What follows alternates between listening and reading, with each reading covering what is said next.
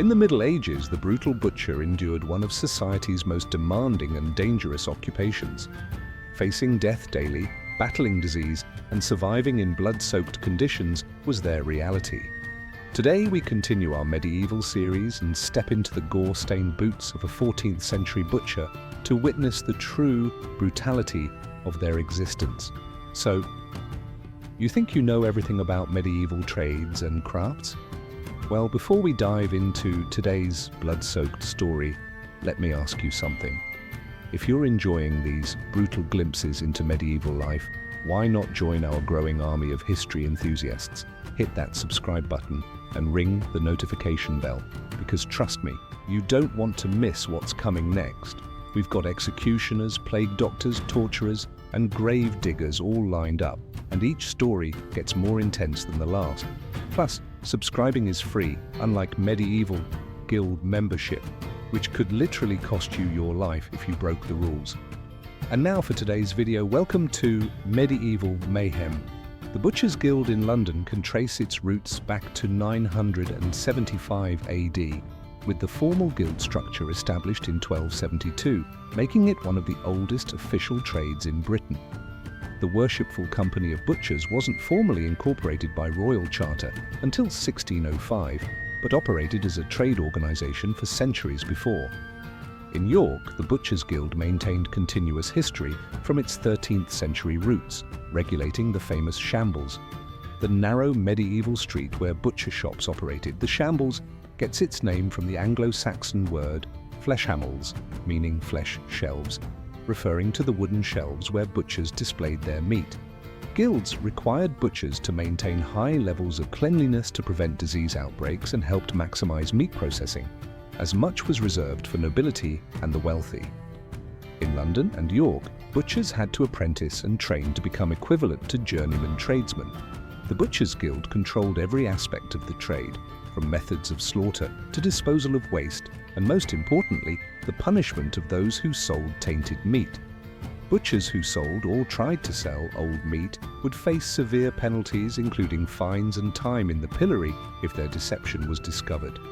Medieval regulations required that butchers could sell sheep, cattle, and pork meat from their shops as long as the meat was excellent, useful, and not sick, according to Middle Ages meat consumption charters. The Catholic Church imposed additional restrictions with numerous holy days when meat consumption was forbidden, forcing butchers to rely heavily on preservation techniques. Punishments for selling bad meat were severe and public. Butchers that sold bad meat would find themselves pilloried with their dodgy wares displayed around them so that everyone could see their crime. The pillory was considered to be a degrading punishment, with offenders standing in the pillory for several hours to be abused by fellow citizens, sometimes being pelted with all manner of organic material, such as rotten eggs, mud, and filth. In medieval cities, butchers were required to slaughter animals in designated areas, often at the rear of their shops or in public slaughterhouses. This allowed customers to witness the health of the beasts and verify the freshness of the meat. Most butcher shops had killing floors behind the storefront where the daily slaughter took place. Having animals walk to their slaughter meant customers could verify the beast's health, but it also meant butchers faced the psychological challenge of killing healthy, living animals every single day. The sound and smell of death was a constant presence in medieval butcher quarters. I am Thomas, a master butcher living on the Shambles in York, in the shadow of the great York Minster. My world is one of necessity and survival, where the taking of animal life provides sustenance for my community. My home is a timber-framed structure, narrow and tall, typical of medieval city construction. The ground floor houses my shop and killing room. The upper floors are where my family tries to escape the sounds and smells of my trade, though they never truly can. I sleep fitfully above the room where I take lives daily. My wife Margaret tends to our 3 children while trying to block out the sounds of slaughter below. My eldest son, Robert, works beside me, learning the brutal craft that will likely claim his soul as it has mine. At the front of my shop is a massive oak chopping block, scarred and stained black with the blood of countless animals. Iron hooks hang from the ceiling beams, strong enough to hold the weight of a full-grown ox. The floor slopes toward a central drain that carries away the rivers of blood that flow daily. The street is so narrow that blood often runs from shop to shop, creating a crimson stream down the center of Fleshfold Street. The stench. The street is so narrow that blood often runs from shop to shop, creating a crimson stream down the center of Fleshfold Street. The stench in summer is unbearable. Even we butchers, accustomed to death, sometimes retch from the overwhelming smell of decay and gore. I deal in all manner of flesh, cattle, swine, sheep, goats, and fowl. But each animal requires different methods of killing, and each death takes a piece of my humanity. Cattle must be stunned with a massive iron mallet before the throat is cut. Pigs are hoisted by their hind legs while still alive, their screams echoing off the walls as I open their necks. Sheep are easier, a swift blade across the throat, but their eyes haunt my dreams. My tools are instruments of death, the great cleaver with its wide, heavy blade for splitting bone and sinew, the skinning knife, sharp as a razor for peeling hide from flesh, the bones saw with teeth like a wolf's jaw, and the stunning mallet, heavy as a warhammer and twice as deadly. I keep these tools honed to perfection using whetstones soaked in animal blood. They say blood makes the finest sharpening medium. Every morning before dawn, I sit in the killing room, sharpening my blades by candlelight, preparing for another day of slaughter. Winter brings the greatest challenge. Massive slaughter, as farmers bring animals to market rather than feed them through the cold months. I must kill and preserve dozens of carcasses in a matter of days. The killing room becomes a charnel house of hanging corpses and pooled blood. I use several brutal preservation methods: salting, where I pack meat in coarse salt mixed with the animal's own blood, smoking over fires fed with bones and entrails, and rendering, where I cook fat from the carcasses to seal other cuts from air and rot. Nothing is wasted in my trade. I sell every part of the beast. Tongues, brains, eyes, ears, hooves, tails, all have buyers. I clean intestines to make sausage casings, turn bones into handles for knives, and even sell the blood to make puddings and to sharpen other butchers' tools. The church's restrictions make survival brutal. With meat forbidden for over half the year, I must preserve massive quantities or watch my family starve during the banned periods. One miscalculation, one batch of spoiled meat, and we face ruin. The guild's searchers arrive regularly to examine every cut of meat, ensuring we maintain the required standards of cleanliness and quality. The penalties for selling tainted meat are designed to serve as public deterrents. Offenders face time in the pillory, where they must endure public humiliation while their spoiled wares are displayed for all to see. We butchers have limited political power in city elections. Though we are among the essential trades, we are not ranked among the most prestigious guilds. Our collective voice in civic matters reflects our position as necessary but not noble members of society. The waste from our trade creates constant problems. Entrails, bones, blood, and offal must be disposed of daily, but the church and citizens complain constantly about the stench and corruption. We're required to cart all waste to designated pits outside the city walls, but the work is backbreaking and the smell follows us everywhere. When William the Butcher dumped entrails in the river near the abbey, he was fined a full mark, more than most earn in a month.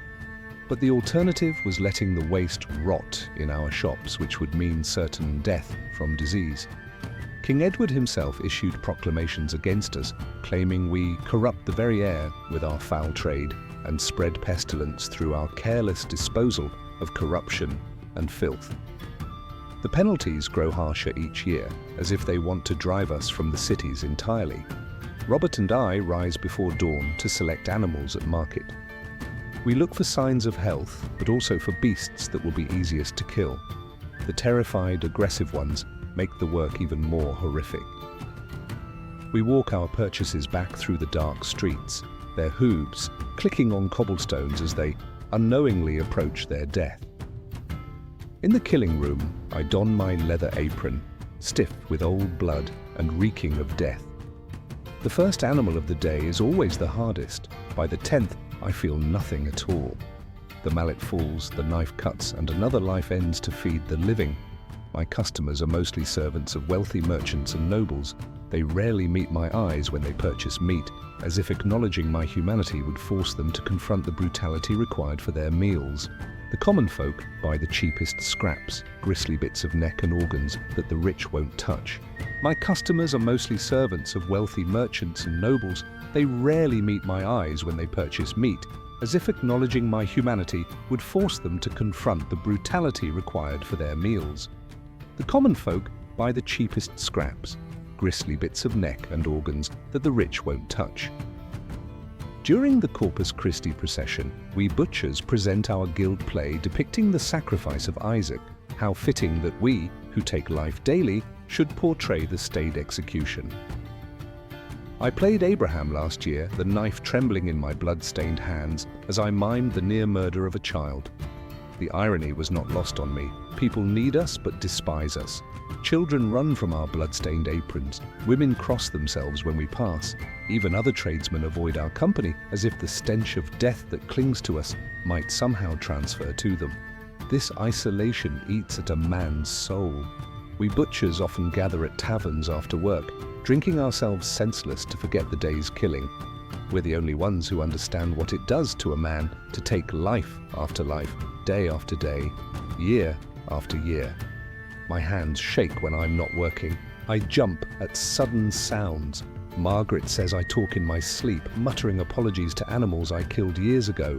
The work changes you in ways that can never be undone. Some of Winchester's wealthiest citizens employ their own butchers who live and work in their households. But I'd rather be my own master here on Fleshfold Street, even if it means Robert and I must face the daily brutality alone. At least here, surrounded by the tools and smells of death, I know exactly what I am. The brutal life of a medieval butcher like Thomas was one of constant proximity to death, violence, and social challenges. These men lived with blood under their fingernails and the weight of their trade on their shoulders, providing an essential service while bearing the psychological and spiritual cost of their profession. Thank you for watching this episode of Medieval Mayhem. If you survived this brutal journey into the past and want more dark tales from medieval life, smash that subscribe button. Because let's be honest, if you made it through Thomas's story without flinching, you're definitely ready for what we have coming next. Medieval executioners, anyone? And as always, I'll see you next week for another episode where we'll explore just how mayhem-filled medieval life really was. Until then, may your days be less bloody than Thomas's. Cheers.